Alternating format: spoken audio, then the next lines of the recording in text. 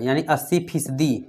नमस्कार फ्रेंड, कैसे हैं आप सब। आशा करता हूँ कि आप सब बहुत ही अच्छे होंगे। जैसा कि आपको हम बता दें कि केंद्र सरकार ने अरावली पर्वत को अवैध खनन को लेकर मंजूरी दे दी थी, लेकिन अब सरकार चाहती है कि अवैध खनन न हो। लेकिन सबसे पहले हम आपको बता दें, अरावली पर्वत आज हमको जानना बहुत जरूरी है, क्योंकि ये परीक्षा के एग्ज़ाम से बहुत ही महत्वपूर्ण है।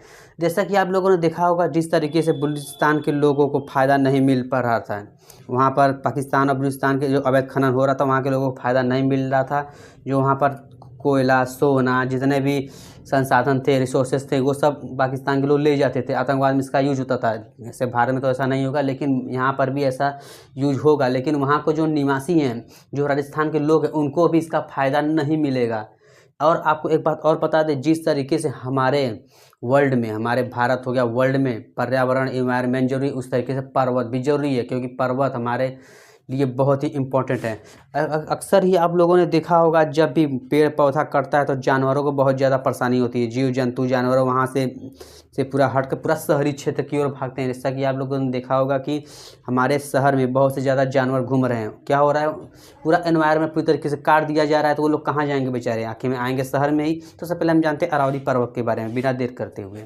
देखिए, सबसे पहले हम बना रहे हैं इंडिया का मैप। हम आधा ही बना रहे हैं, क्योंकि ब्लैक बोर्ड में पूरा नहीं दिखाएगा।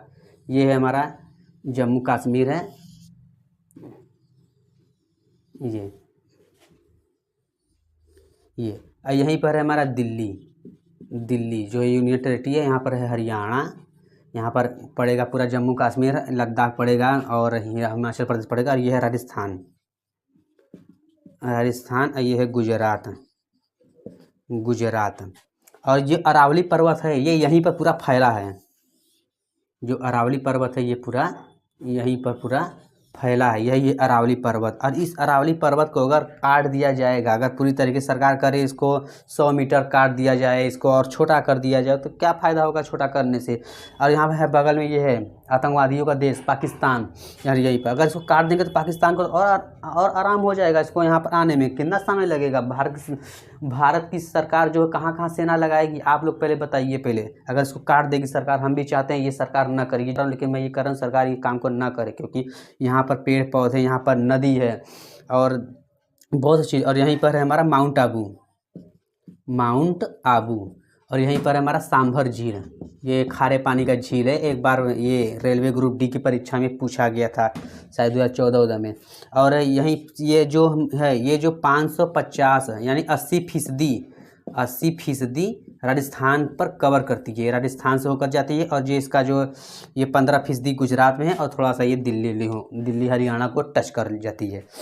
तो ये जो राजस्थान है, यहाँ के लोगों ने ऐसा विरोध किया है कि ये जो अरावली पर्वत है, इसको काटा ना जाए, हालांकि इसका जमकर विरोध करना ही चाहिए। तो उससे पहले आपको एक बात और बता दें कि यहीं से कई नदियाँ होकर गुजरती हैं। जैसे दिखा दे, सरस्वती नदी गुजरती है, ये गुजरती यहाँ पर गिर जाती है।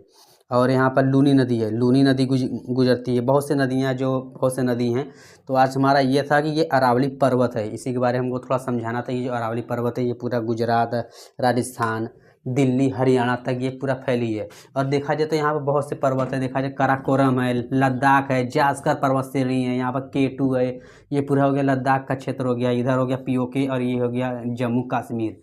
ये पूरा यहाँ पे है। इसी को लेकर विरोध चल रहा है। लोगों का कहना है और विपक्षी दलों का कहना है, अगर आपने इसको पूरा छोटा कर दिया, काट के छोटा कर दिया, तो जीव जंतु कहाँ पर जाएंगे यहाँ पर। और कोई आएगा, कोई यहाँ पर आया, कोई व्यापारी आया, यहाँ से अवैध खनन किया, खनन कर ले गया, और इन लोगों का रोजगार का कुछ नहीं मिला है। जिस तरीके से सारे बलूचिस्तान में हालत हो रहा है ना, इस तरीके से यहाँ पर भी होगा आने वाले समय में। लेकिन हम चाहते हैं कि ये सरकार ने न करवाए।